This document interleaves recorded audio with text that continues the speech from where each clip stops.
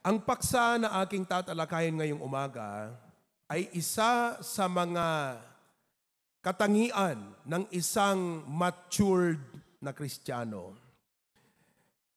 Ang katangiang ito ay tungkol sa paglilingkod. So I would like to teach and preach today on the subject, biblical service to God. Paglilingkod ayon sa Biblia na ibinibigay sa Diyos. Everybody read the topic one more time. Go. Biblical service to God. Paglilingkod ayon sa Biblia na ibinibigay sa ating Panginoong Diyos. So, tatlo ang aking nais na ibahagi sa inyo tungkol sa paglilingkod. Una ay aking tatalakayin ang mga maling dahilan, wrong reasons for serving God. Sapagkat hindi lahat ng mga paglilingkod ay ginagawa na may tamang dahilan. Ang iba, wrong motive, wrong reason, wrong intention. So I would like to correct the wrong reasons and intention in serving God. Pangalawa, ay aking tatalakayin ano ang tamang rason why we serve God. Bakit tayo maglilingkod o naglilingkod sa ating Panginoong Diyos? At ang pangatlo, if time permits, ay aking tatalakayin papaano ang tamang paglilingkod sa Diyos. Paano ang tamang paglilingkod sa Diyos? Alam nyo, hindi mawawala sa mga anak ng Diyos ang paglilingkod.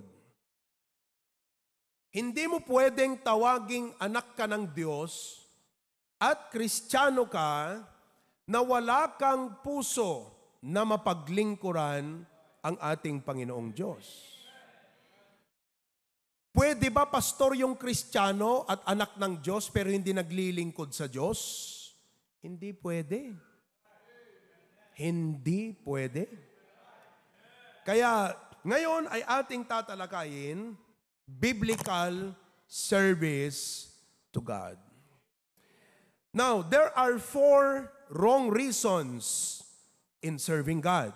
Maglilingkod sa Diyos, mali ang dahilan. Una, tignan natin sa Biblia. Sa Biblia tayo dadako at tignan natin kung ano yung sinasabi ng Biblia tungkol dito. Mali na motibo sa paglilingkod sa Diyos. Dumako tayo sa Romans chapter 4, verse number 4. Roma kapitulo 4, versikulo 4. Sa susunod, magbabasa na ako sa Tagalog Bible. Total, nandyan naman ang King James. So, gagamit na ako ng Tagalog Bible sa susunod. Pero ang sabi dito sa Romans 4:4, now to Him. Sino yung Him? Ikaw, ako. That worketh is the reward not reckoned of grace, but of debt. Ang punto ng verse na ito sa kanyang konteksto, kung inaasam mong magkaroon ng kaligtasan sa pamamagitan ng paggawa, hindi na daw biyaya ang kaligtasan.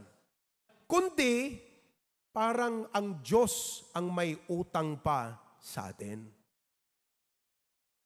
Kaya hindi tayo maglilingkod sa Diyos na para baga siya pa ang may utang sa atin. Na ipagkaloob ang kaligtasan dahil nga pinaglingkuran natin siya. Nakita niyo? Now to him that worketh is the reward not reckoned of grace. Kasi pag pinagtrabahuan mo ang kaligtasan, hindi yon biyaya. Ang tawag doon, gantimpala. At itong reward na to ay lumalabas na parang utang. Mga kapatid, pag tayo ay naglilingkod sa Diyos, wag naman na sisingilin natin siya ayon sa ating paglilingkod. Mali po na ating lalapitan ng Diyos. Panginoon, pinaglingkuran kita, dapat ibigay mo to sa akin.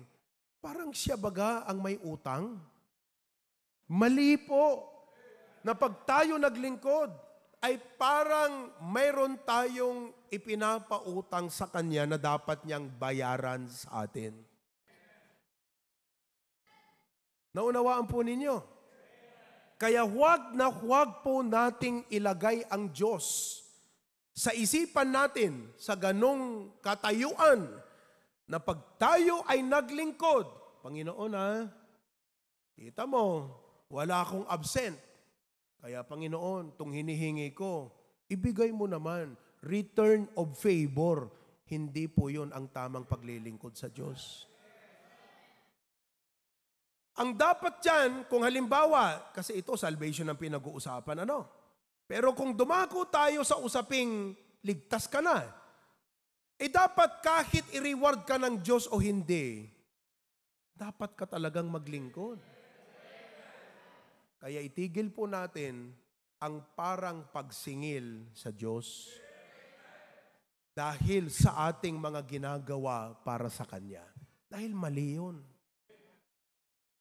Ngayon, ang number 1 dito sa point na ating binasa sa verse, the wrong reason in serving God is not to earn salvation. Hindi tayo maglilingkod para ipagkaloob sa atin ang kaligtasan. Kasi kung ganon, lumalabas na ang kaligtasan ay ayon sa paglilingkod mo sa Diyos. Totoo nga ba iyon? Na ang ating kaligtasan ay iniaayon ng Diyos doon sa ating paglilingkod o ginagawa. Maliwanag ang Ephesians 2:8 and 9, di po ba? Can you put there Ephesians 2:8 and 9 for a while? For by grace are ye saved through faith, and that not of yourselves. Niyong pananampalatayang iyon, hindi sa atin galing. Pinagkaloob pa ng Diyos ang pananampalataya na ating isinampalataya sa Kanya. At ang sabi rito, ang kaligtasan, it is the gift of God. At dahil regalo, 9, anong sabi? Not of works.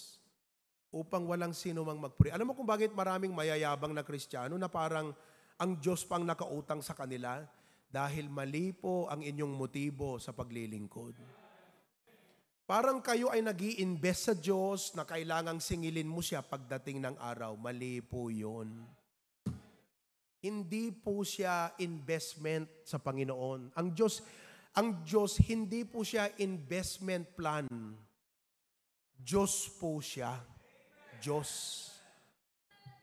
Kaya never, ever again that you try na singilin ang Diyos sang-ayon sa mga paglilingkod mo. Don't serve God as if you're trying to earn His favor. In fact, kahit unfaithful ka nga nandyan pa rin ang biyaya ng Diyos sa'yo. So yan ang una, mga kapatid. We do not earn salvation by serving God. Ano pa, mga kapatid, ang maling rason sa paglilingkod? Tignan natin dito sa Gawa 17:15, Acts chapter 17, verse number 15. Ganito ang sabi ng Acts chapter 17, verse 15. Okay? Neither is worshipped with men's hands as though he needed anything, seeing he giveth to all life and breath and all things. Tingnan nyo Hindi daw tayo sumasamba sa Diyos na para bagang kailangan niya yun. hindi kailangan ng Diyos ang serbisyo mo. Kaya hindi ka naglilingkod na parang kailangan kasi ng Diyos eh. Alam natin na ang ministry ay maraming pangangailangan. Pero hindi ka naglingkod sa Diyos dahil kailangan ng Diyos. When you feel a need in the ministry, you don't do it as if, kita nyo ako ang pumuno sa pangangailangan ng ministry. Kailangan kasi ng Diyos yan eh. Kaya ako, wow, taas mo. Di ba? So sabi rito, as though he needed, para bagang may kailangan siya. Anong kailangan niya? Samantalang siya ang nagbibigay ng pangangailangan mo. Kung may kailangan siya, kaya niyang mapa sa kanya. Kaya hindi ka maglilingkod dahil kailangan niya. Sabi, as though he needed anything. Seeing he giveth to all. Siya ngayong nagbibigay ng ano? Buhay. Ano pa? Hininga. At lahat ng bagay. Sino daw nagbigay ng lahat ng bagay na nasa iyo? Siya. So ano ngayon ang sinasabi nating pangangailangan ng Diyos na dapat nating tugunan o paglingkuran? Samantalang tayo ang pinagkakalooban niya ayon sa ating mga pangangailangan. So number 2, the wrong reason in serving God is not as though He needed it. That's number 2. Not as though He needed it. God is not a needy God. He does not need your service para siya ay maging successful na Diyos. Hindi mo siya kailangan tulungan para maging successful. Kahit wala ka, successful ang Diyos. Ginawa niya nga ang mundo. Wala tayo, hindi niya kinailangan ng tulong natin. Ni kahit tulong ng mga angheles, hindi niya kinailangan nung lalangin niya ang buong sanlibutan. Ano ang sinasabi natin na parang tinutulungan natin ang Diyos? Hindi natin siya tinutulungan. Panginoon tulungan mo ako. Tinulungan kita. Wala, hindi po natin tinutulungan ng Diyos. Maliwanag po ba? Nung lalangin niya ang earth, sabi ng iba flat, sabi ng iba round. Bahala na kayo. Basta tayo nasa earth. Nung lalangin po niya ang langit at lupa, hindi niya sinabi, angels, I need your help.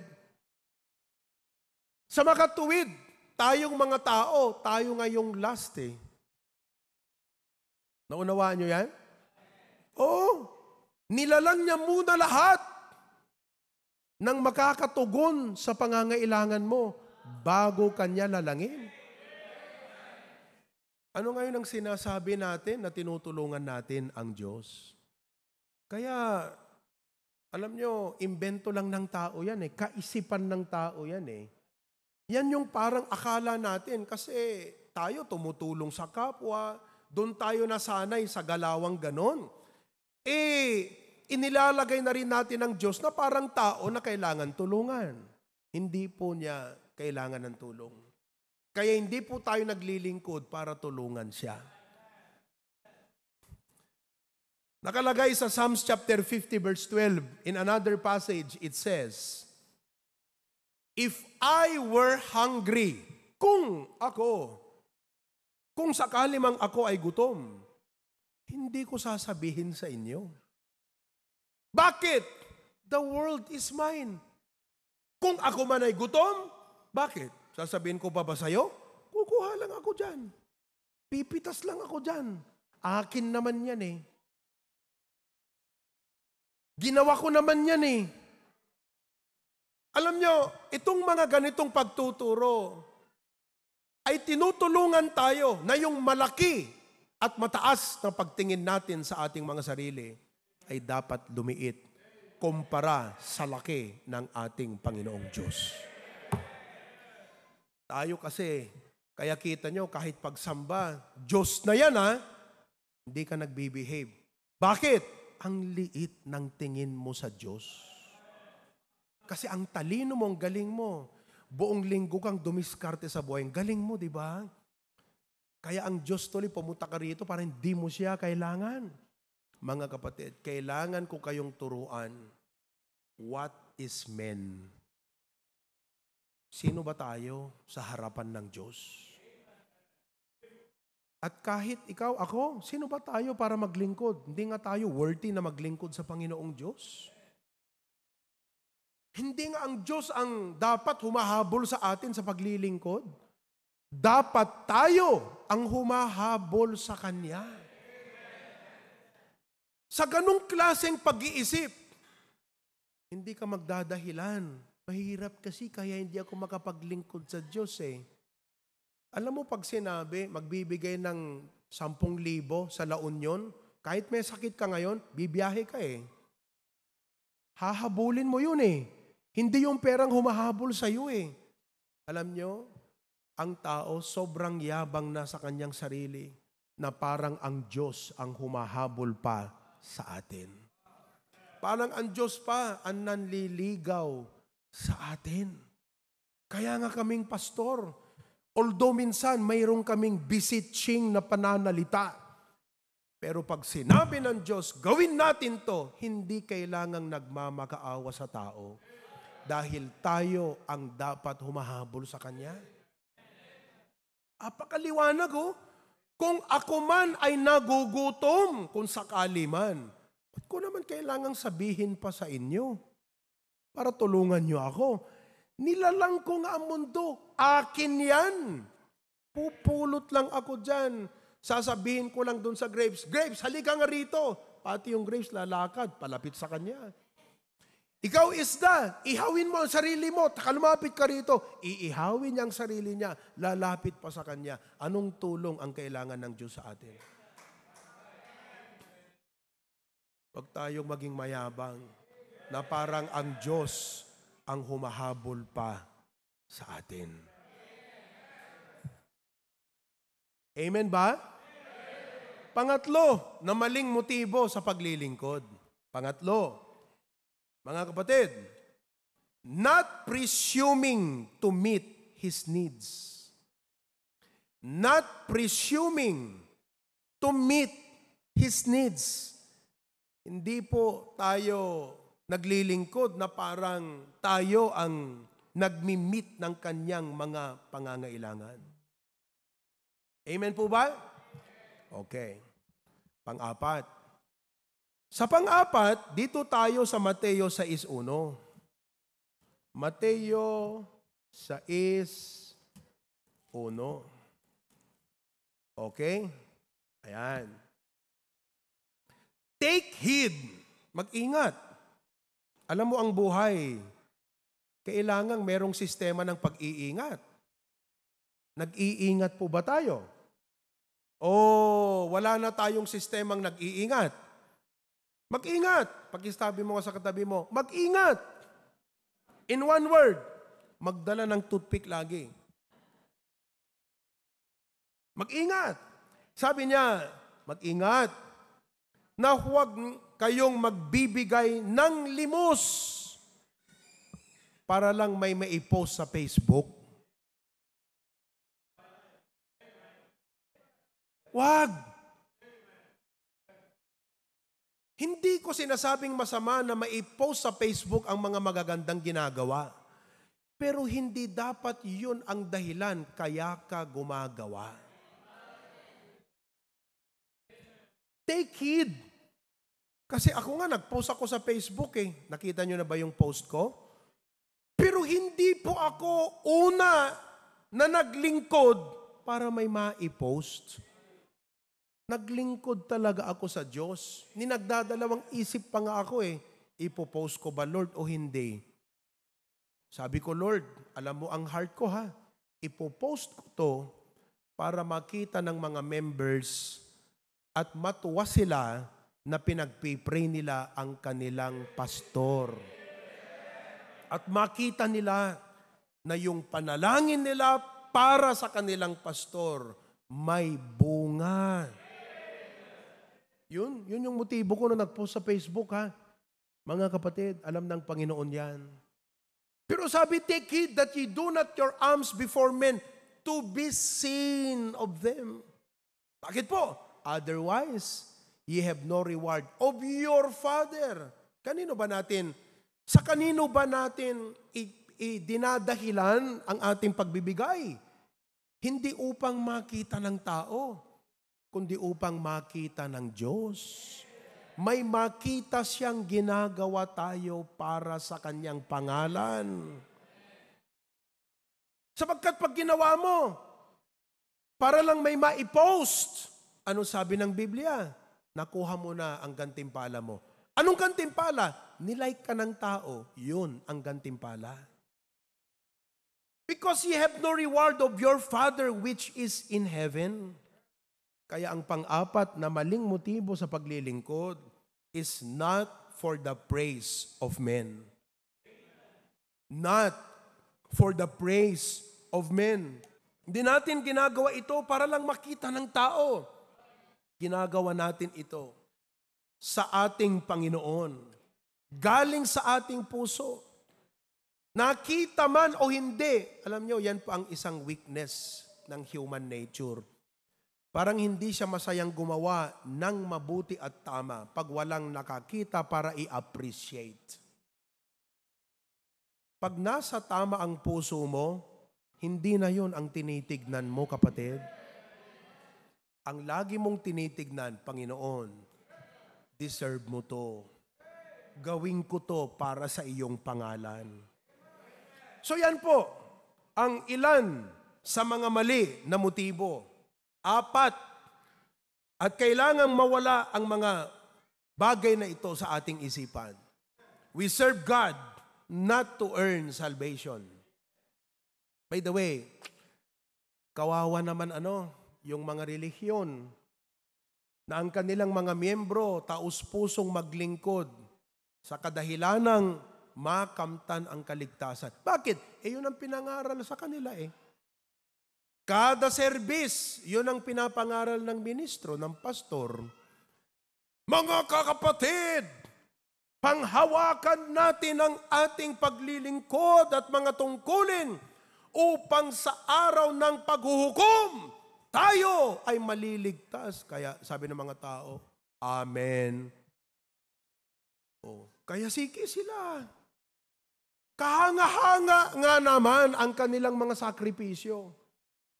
Pero kaawa-awa naman. Tayo, hindi na kawawa dahil ligtas. Pero kahanga-hanga ba ang ating paglilingkod? Parang kung minsan iniisip ko, parang mas maganda yung aral na kaya para maligtas ka, kailangan maglingkod ka para talagang habulin natin. Pero hindi po ganun ang Diyos Hindi po niya ipinahahabol sa iyo ang kaligtasan sa pamamagitan ng paglilingkod mo. Tayo naman niligtas, niwala man lang tayong gratefulness. Hello mga kapatid. Kaya, we do not serve God to earn salvation. Not as though He needed it. We are not presuming to meet His needs. Not for the praise of men. Maliwanag po ba mga kapatid? Ngayon, bakit tayo naglilingkod sa Diyos? At bakit dapat ikaw ay maglingkod sa Diyos? Tignan natin una dito sa Revelations chapter 4, verse 11. Apokalipsis, ano ba sa Tagalog ang Revelations? Ano ang Revelation sa Tagalog? Huling araw, hindi Last days yun. Okay. Tignan nyo, ang sabi ng Revelations 4:11, ito ang tama. Thou art worthy, O Lord. Worthy. You know ang ibig sabihin ng worthy? Karapat dapat ka, O Panginoon. na tumanggap ng papuri. Kaya kung hindi ka man lang naglilingkod, hindi mo ibinibigay ang nararapat sa Kanya. Alam mo kung bakit dapat ibigay mo ang nararapat sa Diyos? Makinig, makinig. Kung bakit dapat ibigay mo ang nararapat sa Diyos? Bakit? For thou has created all things. Siya ang gumawa sa'yo. Created all things and for thy pleasure. They are and were created. Nung pong lalangin ng Diyos ang mundo at ang mga bagay na narito. At nung tayo ay likhain ng Diyos, ang nasa isip niya mga kapatid, lalangin ko to, lilikhain ko to ayon sa aking kaluguran at kasiyahan. Paano ang tao nahiwalay sa Diyos, so parang nabubuhay na wala ng Diyos? At ang nakakalungkot, nung naligtas na, ganun pa rin ang utak, nabubuhay na parang walang Diyos. Kaya pag sinabi mo, maglingkod, hindi niya ma-process sa isip niya yon kasi sa buhay niya, bagamat Kristiyano na, parang wala pa rin Diyos sa kanya. Ay mali yun, kapatid. Nung naligtas ka, hindi lang relasyon ang na-restore sa'yo. Yung kaisipang may Diyos ka na. May Ama ka. May Panginoon ka. At dahil doon, mayroon kang dapat kusang loob sa puso na paglingkuran yung lumikha sa'yo. Hindi lang siya lumikha sa'yo, iniligtas ka pa. Pero nga ang tao, inuulit ko po, bakit nga ba, Pastor, ganun? Ano?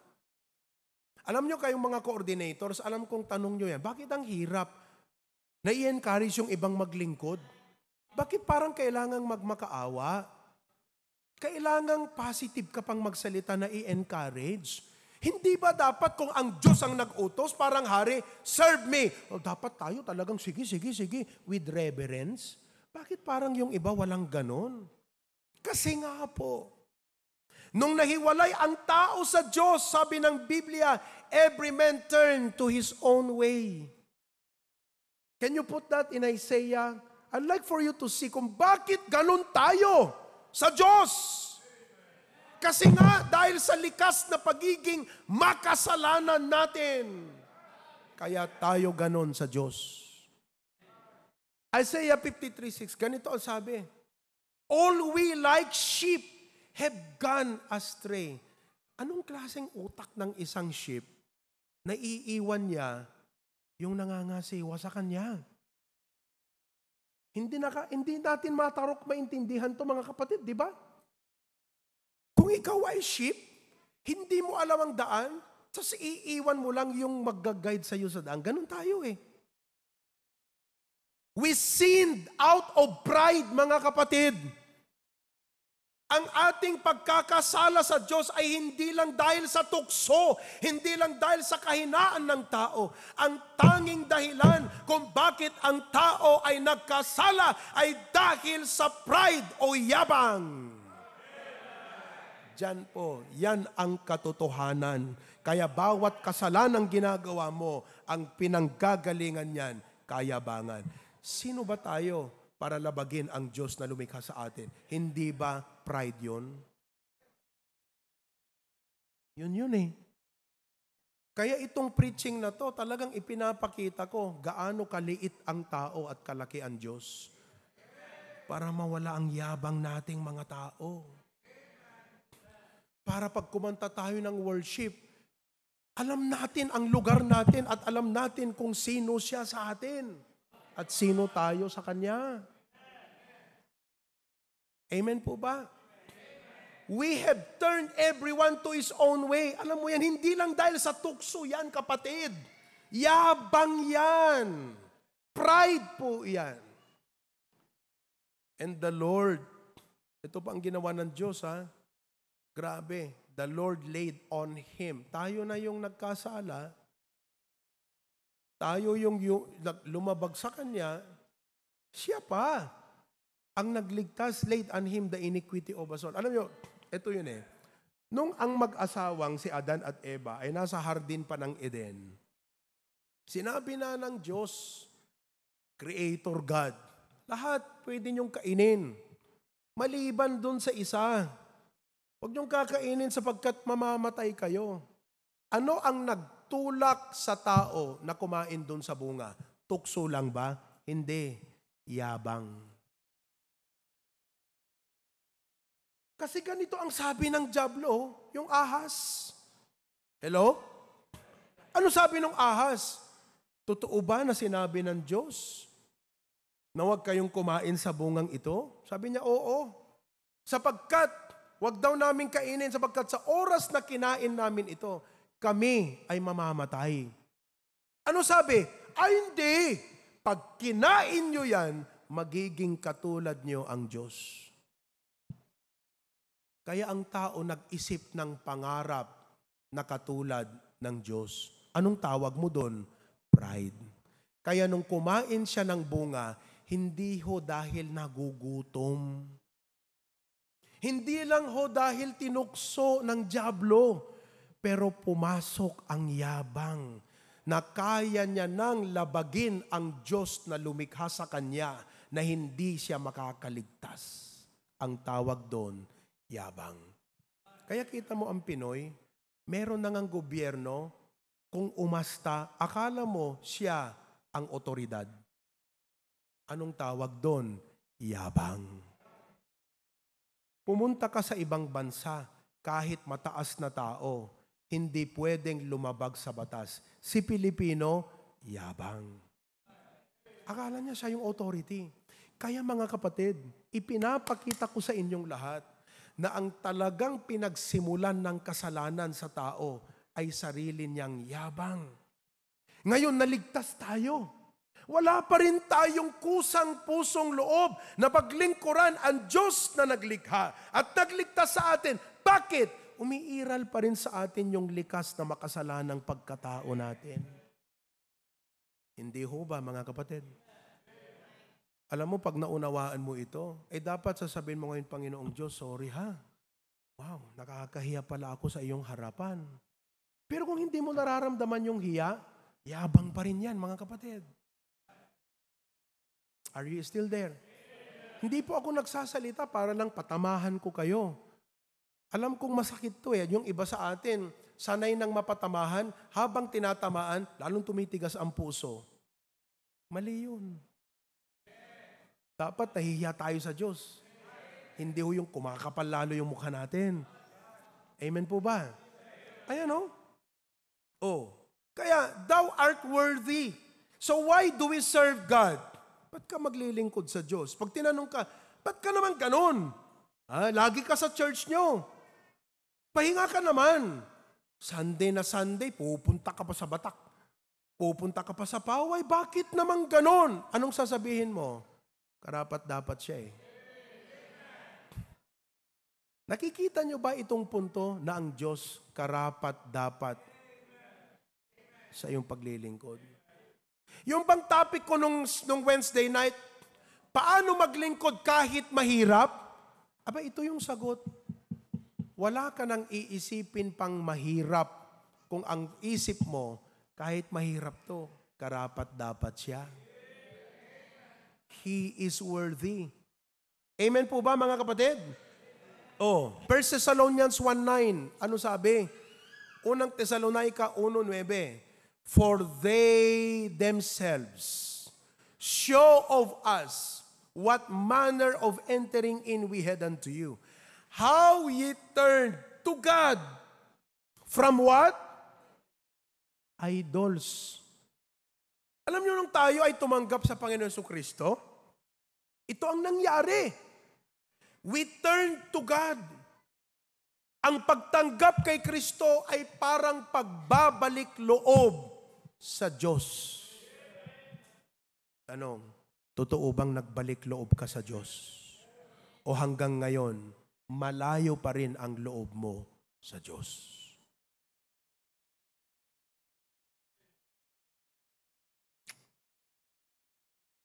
Sabi niya, turn to God. Talagang nag-turn to God ka na o parang yung pag-pray mo ng sinner's prayer, sumunod ka lang, pero hindi talaga bumalik yung loob mo sa Diyos. Kaya kahit matagal ka na rito, hindi kita yung puso ng Diyos, hindi nakita ng Diyos yung puso mo. Kasi lips lang, professing ka. Mag-ingat ka. Kung hindi ka totoong ligtas, impyerno ka, kapatid. Kasi ang totoong tumanggap sa Panginoon ay may pusong nagbalik loob sa Diyos. Yun ang ibig sabihin po nun. Kaya sabi rito, ye turn to God, Panginoon, thank you. Naunawaan ko na ang pagiging makasalanan ko. Naunawaan ko na po na ako ay patungong impyerno. Naunawaan kong sakripisyo mo. Yan po ang nagbalik loob ng puso ko sa iyo. Panginoong Diyos, sumasampalataya ako. Kay Kristo tinatanggap kong tagapagligtas. At mula ngayon, ikaw ay akin at ako'y iyo na. Pag may ganun kang encounter sa Diyos, walang dapat pumilit sa iyo na mag-attend ng prayer meeting. Kasi ikaw yung maglalapit ng sarili mong kusa sa Diyos. Bakit? You are worthy. Pero ano pa rin ang meron sa atin? Idols. Ano yung idol? Mga mas mahalaga kaysa prayer meeting.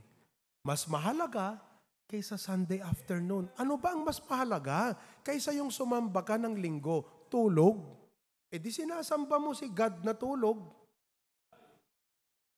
Anong mas mahalaga kaysa Miyerkules ng gabi?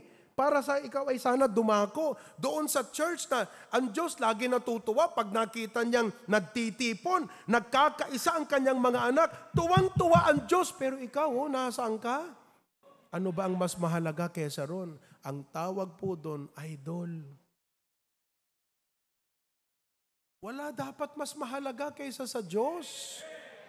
Wala tayo ibang mas pahahalagahan pa kaysa ang Diyos. Kaya sa trabaho ninyo, maglakas loob, sabihin natin, ma'am, hindi ako pwedeng mag-overtime ng Miyerkules, ha? Meron akong obligasyon sa aking Diyos. Hayaan mo na sa una ay may masasabi sa iyo. Darating din ang araw, sasabihin nila, naintindihan na kita, kaya ka pala ganyang ka-committed sa Diyos. Ipakita mo muna kasi, bago mo ipaunawa. Kasi hindi talaga nila mauunawaan. Kasi wala sila sa lugar na mauunawaan talaga nila. Wala yung puso nila sa Diyos Nahiwalay pa Spiritually dead. Paano makakaunawa ang taong patay? Kaya maglakas loob ka. Principal, hindi ako pwedeng malate umuwi ng Miyerkules. May obligasyon ako sa ating Diyos. Ayaw kong malate sa church namin. Boss, kailangan ko pong umuwi ng on time ng Miyerkules. Foreman, engineer, hindi po pwede. Kailangan kong umuwi bago alas 5 o alas 5. Kasi po, bakit? May obligasyon ako sa Diyos. Ano yun? Prayer meeting. Prayer meeting, ang dami-dami nyo nga. Ano ang significance mo? Ay hindi po sa dami namin. Personal kong obligasyon at commitment sa Diyos ko ito.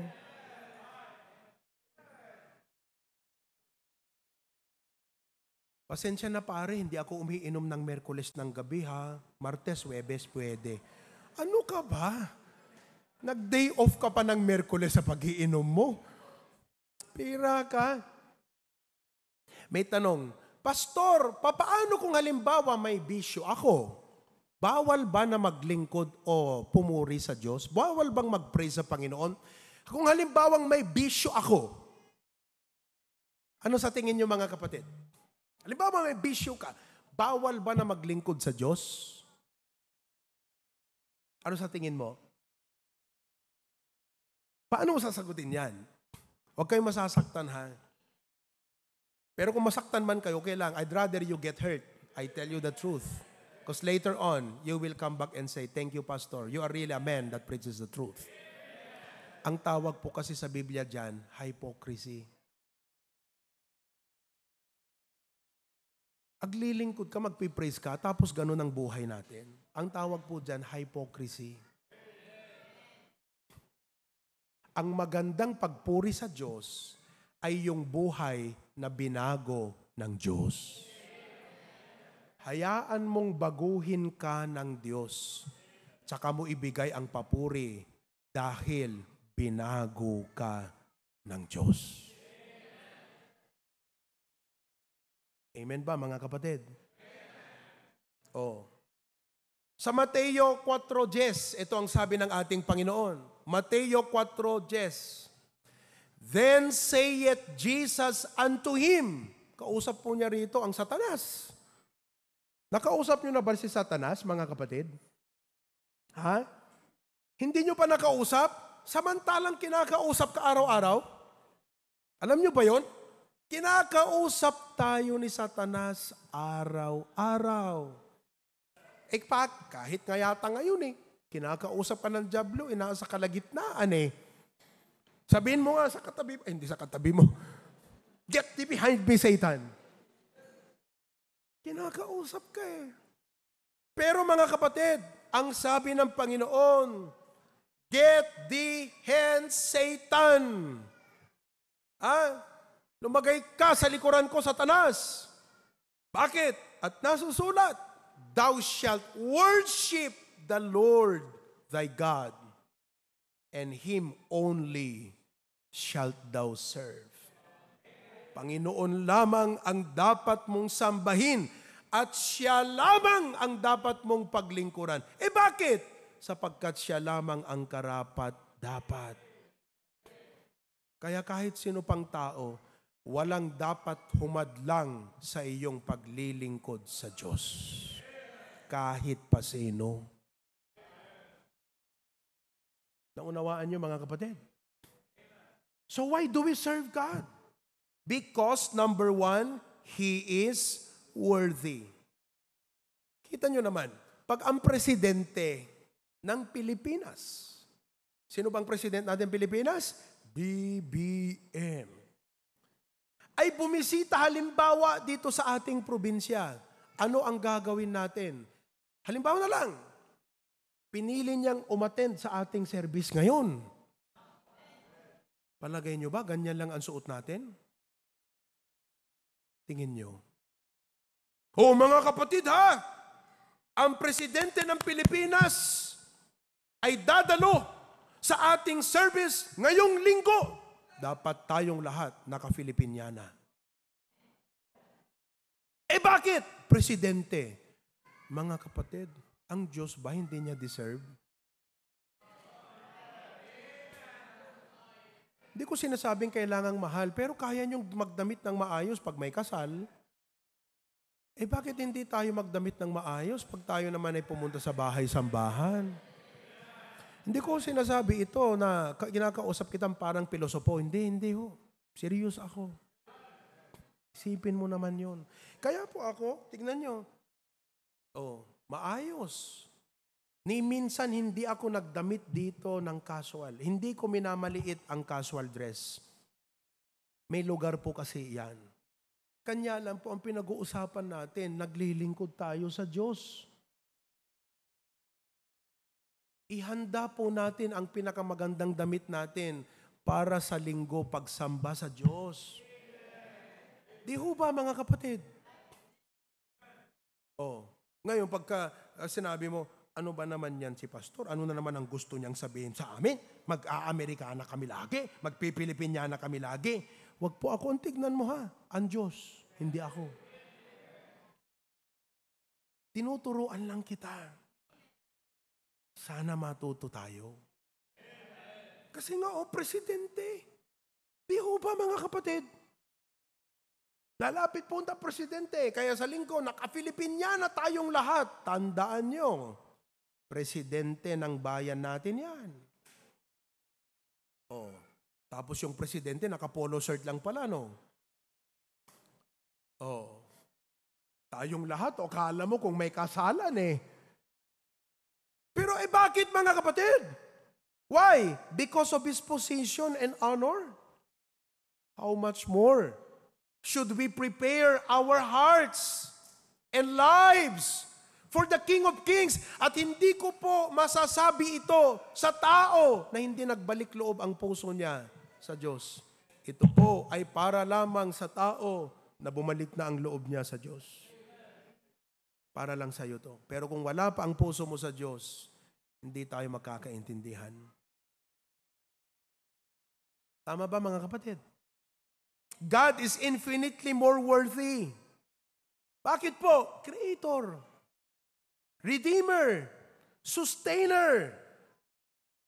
Subukan nyo nga, subukan kaya natin, every first Sunday of the month, naka-Pilipinyana tayong lahat. Oh, edi mapapabili na tayong lahat ng barong niyan. Oh, men, alam nyo, listen to me, subukan nyo kasing mag-Pilipinyanang dumako sa church, iba ang magiging impact sa'yo pag nagdamit ka ng Pilipinyana. Parang special ang pakiramdam mo sa pagsamba. Tama ba ako o hindi? Bukan natin. Try natin ha. September. Okay ba yon? Oh. Tayong lahat. Pati yung mga nasa Zoom. Oy, wag niyong sabing nasa bahay lang kayo. Anong nasa bahay lang kayo? Sa oras ng pagsamba, ang bahay niyo nagiging parang kapilya. Because when 2 or 3 are gathered in my name, I am in the midst of them. Oh, gusto niyo mga kapatid? Kung ayaw niyo, tutuloy ko pa rin. Kayo magagawa. First Sunday, naka-Pilipinyana tayong lahat. Okay? First Sunday of September. Huwag niyo sabihin, hindi niyo kaya. Umattend nga kayo ng kasal eh. Nakabarong pa kayo eh. Diba? Oh, nung natapos ang kasal eh, tinanggal mo kaagad. Diba? Kasal yun. Nag-graduate tayong lahat. Nag-graduate kayo. Nakabarong pa. Aantayin mo pa ba na ang next na pagbabarong mo sa kabaong? Grabe namang sosyal ng kamatayang yan. Apaka-honorable naman ng patay, Hindi ko po sinasabing hindi natin tratuhin ng maayos ang kamatayan. Pero ang Diyos mas higit. Mas higit ang ating Diyos. Tutunan natin sa sarili natin na ipagkaloob sa Diyos ang nararapat sa Kanya. Pasalamat nga kayo, may pastor po kayo na tinuturuan po kayo na ipagkaloob ang nararapat Amen po ba? Pangalawa mga kapatid, tuloy natin mamaya to. Pwede ba tayong manalangin individual? Kausapin lang natin ang Diyos tungkol sa mensahe na Kanyang ibinigay. Ito po'y Kanyang salita. Namnamin po natin at sabihin natin, Panginoong Diyos, salamat. Itong preaching na ito ipinapaalala sa akin nung panahon nang ako'y tumanggap kay Kristo. Nagkaroon ako ng personal na relasyon sa iyo. Bumalik ako sa iyo. Hindi lang bumalik sa katangiang tao na naging anak ng Diyos, kundi pati puso, Lord, bumalik sa iyo. Panginoon, patawad. I am too humanistic in my mind. I am not godly in my mind.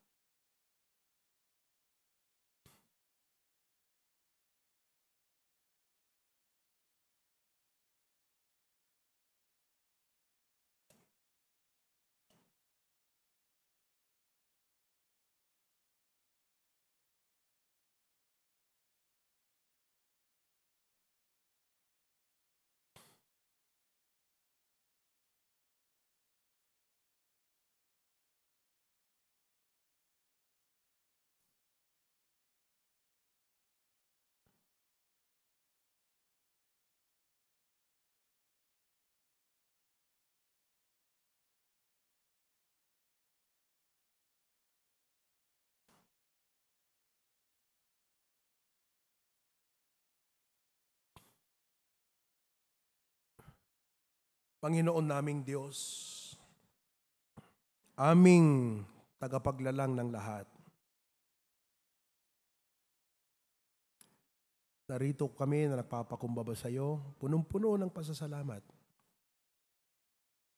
sa ipinahiram mong buhay, sa ipinapahiram mong hininga. Maraming salamat sa mga pagtugon mo sa aming pangangailangan. Pagtulong mo sa mga panahon na kailangan namin. Nakala namin kung wala ang tulong mo, ay wala na kami magagawa. At totoo, wala kami magagawa. Pero salamat, O Diyos, tinutulungan mo kami. Salamat, Panginoon. Minsan nakakalimutan namin. At nabubuhay kami na parang walang Diyos. Panginoon, salamat sa mensaheng ito na pinaalalahanan kami at ipinakita sa amin gaano ka kadakila, dakila sa lahat. At dapat ibigay po namin ang nararapat sa iyo na pagsamba, paglilingkod. Naunawaan namin na ang paglilingkod ay hindi ka parang humahabol sa amin, kami ang humahabol sa iyo. Hindi parang may kailangan ka sa amin, kami ang may pangangailangan. We are not serving to help you, Lord. We are serving you because you are worthy. You are King of Kings. You are Lord of Lords. You are the Creator God. You are our Savior. You are the one who loved us. You are the sustainer of the universe. You are in control of everything. Lord God, help us to give you what is due to you. Itong aming dalangin sa pangalan ni Jesus. Amen.